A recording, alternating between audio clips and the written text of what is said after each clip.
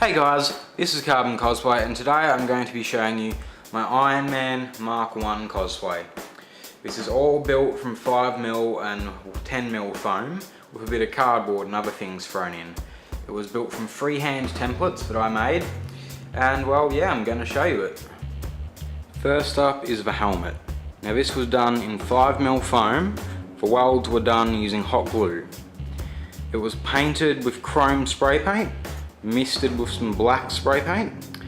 It was then given a rust wash and also a black wash to give it a bit more depth. The whole helmet was freehand built. I made the templates myself by using some masking tape and an old bike helmet. If you would like to see the technique that I used for it, I believe the YouTube channel Punished Props has used it in quite a few videos, and also recently the channel Or Me used the technique in one of their DIY prop shop videos. So definitely check those out if you want to see how to use that technique. Next up is the torso. The chest plate was just one huge piece of foam that I managed to get the shape right first go. I still don't know how I managed to do it. The numbers on the chest plate were a custom stencil that I made. Now how I made that stencil is I went on Google Images, searched for a sort of military font stencil image, put it into Microsoft Word, put it to the full size of the page, printed it off, and the letters were the right size. So that's how that's been done. These bolt details on the chest have been done using a Sharpie lid, and also a little smaller piece from a paintbrush to do the center small piece. The welds were done the same way as on the helmet, and it's like that throughout the whole suit. Now the arc reactor enclosure has a small tap light inside there, so that turns on and off. This is a glass lid from a coffee jar. We have some various little things in here to give it a bit more detail. Where there's this little wooden thing in there, I'm not sure what it's from.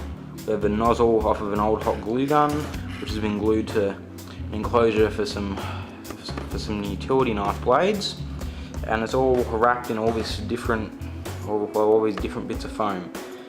So that's the arc reactor enclosure. The rest of the torso isn't really much special. We have this band here. Now behind this band is a large piece of fabric. This is connected to that piece of fabric. Now this is the framework that the entire suit hangs off of. So luckily that's managed to hold together, and it's still holding together very well.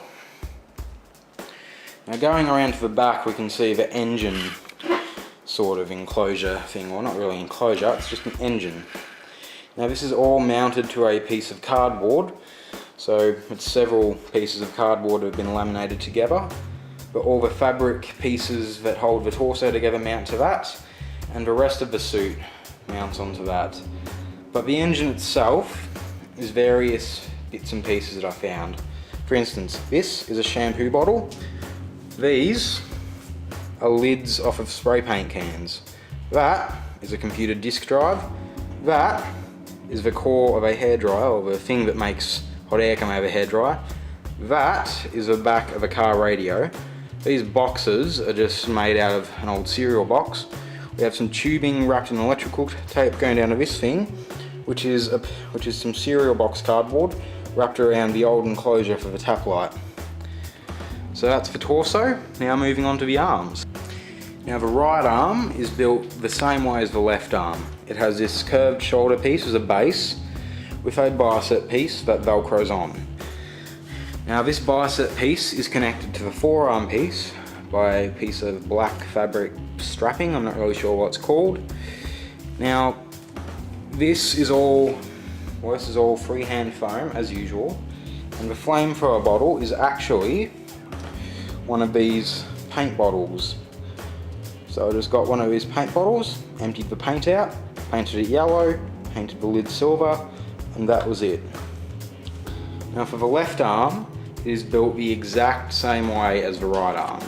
It's got the curved shoulder holding it together, the bicep piece that velcros on, the fabric holding the forearm to the bicep piece.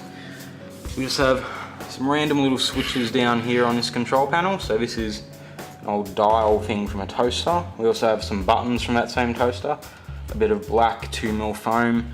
It's been attached there with some screws just for a bit of extra detail. Now the gloves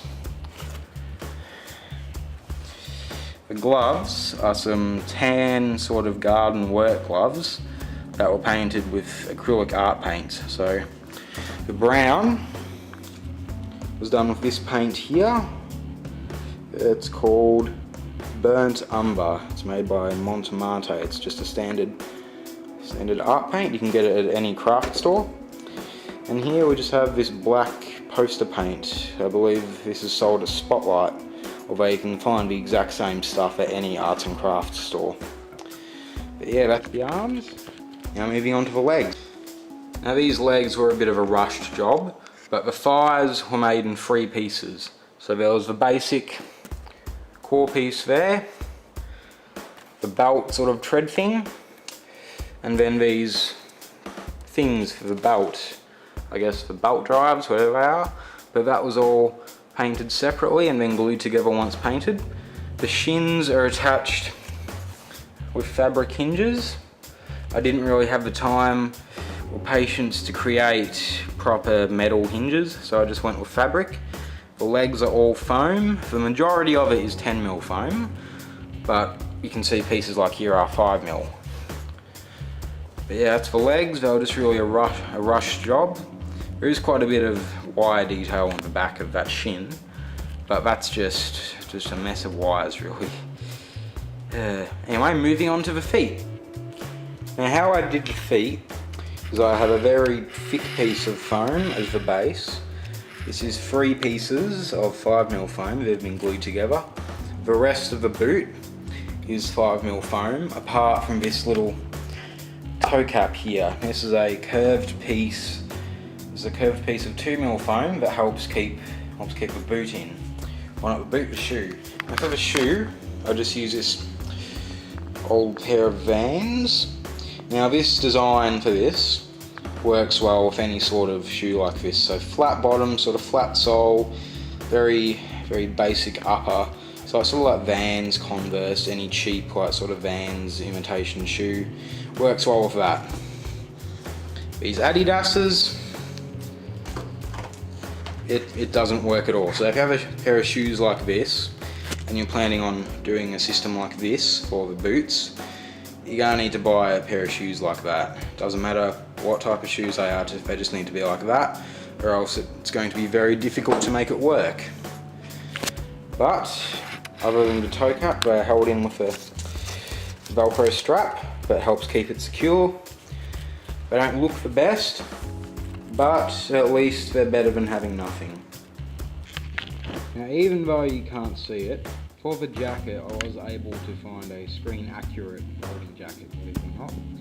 The fabric is the same type and colour as in the movie, the buttoning pattern is the same, the cut is the same, and not only that, I actually managed to figure out how to weather it. You've just got to mist it with some black spray paint and it gives off a pretty realistic look.